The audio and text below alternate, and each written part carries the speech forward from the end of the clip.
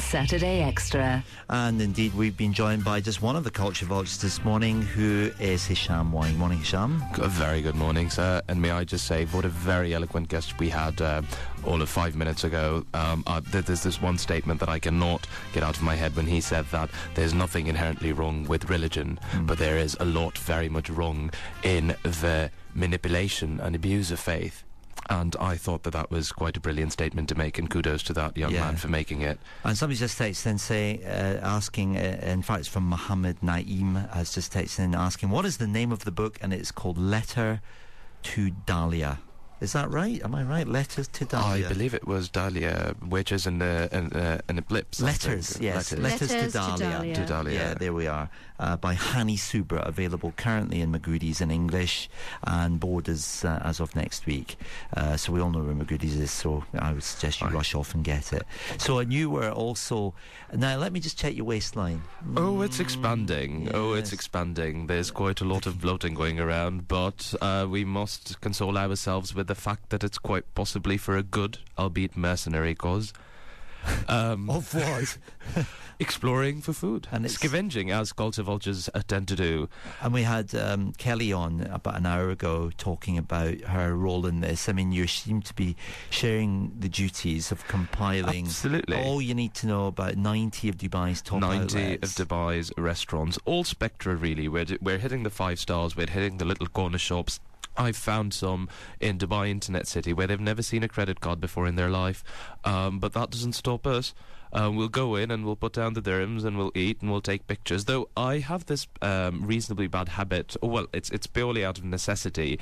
I tend to be antisocial because people tend to not get along with me very much, so I tend to eat by myself quite frequently. Right. So you like your own only company? Well, that too. It is fairly interesting company when I'm by myself, at least. But on perhaps a less sardonic note, it's quite amusing when you're sitting there in a restaurant and you've called in advance to make a reservation for one, please. Yeah, sad. And you sit there, and when the food comes in, you dress it up and you start taking pictures, and then you take pictures of the menu, and then you take pictures of the waitresses, and everyone's looking at you thinking, what a funny man. Yes, and they're already calling the Alameen security service. Yes. Absolutely. They're like, in case anything gets out of hand, please station yourself at the gates. And then, of course, when the check arrives, I'm taking pictures of the bill as well. And they seem quite relieved when I leave without harming anyone. And you go in I mean, I've never seen you not wearing a stunning suit, either a cravat or a bow tie as you're wearing this morning, and interesting colour combinations, which are all very nice. Do you go looking like that? Sometimes one does have to bow down to the significance of the heat outside, I'm afraid, and I've moved to a dichotomy of looks. It's either the full-on suit, which is my normal working and play outfit, and sometimes it's just pastels and linens. But the problem with that is that I tend not to be recognised. I've walked up to good friends and said hello, and they're like, Oh, I see what you mean. I thought you meant recognised by the general public. Well, that will eventually happen by the time I finish my gig as the UAE Food Explorer. I'll be very difficult to miss at that point, seeing as there will be quite a few metres added to the circumference of the redundantness, I think. And also there'll be a lot of people who are restaurateurs not very happy with you, because, this is, you're allowed to say exactly what you think, I presume.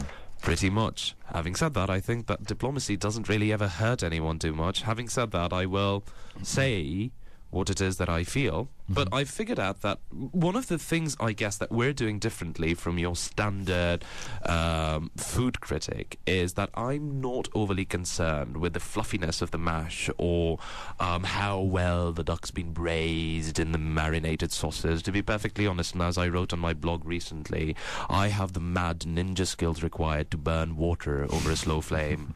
So it would be quite duplicitous of me, actually, to try and presume to tell other people how good or bad their food is. But as a consumer, I'm writing from the viewpoint of a consumer, of someone who likes quirk and someone who likes new experiences. And I will go there, and I will not tell you how well they flambéed the duck, but I will tell you how wide and smiley the chef's grin was, for instance, and whether the chairs were creaky or non-creaky, whether the service was right on the money, unfriendly or obsequious. That's what I'm looking out for. So that's give us the URL of that, because it's up now, isn't it? It absolutely is, and long may it stay up. It's www.uaefoodexplorer.com. What is going on in the culture scene? Well, it's a fairly neat segue, because during my food exploring 2 nights ago, I put out a tweet saying I'm heading to Zuma, and of course got a barrage of tweets back saying, cannot believe you're doing this, lucky devil, etc., because apparently Zuma is considered hot property. Absolutely. And I got one tweet that interested me. There's this guy, Ahmed, he said, while you're there, check out Project Mega. Now, and I said I certainly will, because I'd heard good things about it. Now, Project Mega is basically this little art project that's created by a local, homegrown company, which always excites me, because I think that we need to move towards creating content and services and products, as opposed to merely being an import, consumer-based economy. And both in terms of economics and intellectually, we're very, very consumer-based. We consume, we don't create. But so when I heard about Food Dog, I think I'm actually going to meet the owner today and have a bit of a Giorgio with him. But basically, the entire principle is Megans. Megans are hypothetical creatures that travel through time. They stand all of 10 inches to 12 inches, almost a foot high. They've got extraordinarily large heads, so they're macrocephalic. And the theme is that these dolls, these hominoid sort of creations, take on the characteristics of whatever culture they're immersed in.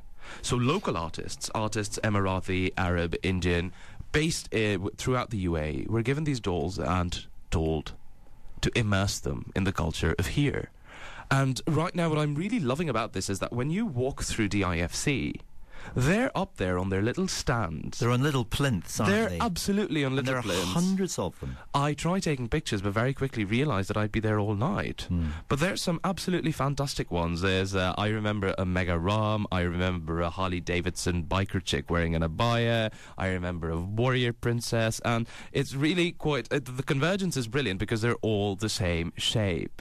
They're and they're all anthropogenic. They've been created by people who've sort of shown us really how a blank canvas of a person or a thing can be turned around and to showcase culture. So basically how it works is that, and I'm just presuming, you can tell me if this is wrong, but each artist is given one of these little dolls. Yes. So they're uniform. Then the artist can do whatever he wants with them. Much. And then they're displayed at Gate Village 3 at DIFC. They're displayed at the Gate Village, yes. I think it is Gate Village 3. So it's outside the galleries like Quadro and Opera. It's in the same area. I got a bit lost, but it's actually called the Plinth area. And yes, you really can't miss them, because it's an entire forest of those creatures. And they're on uniform plinths.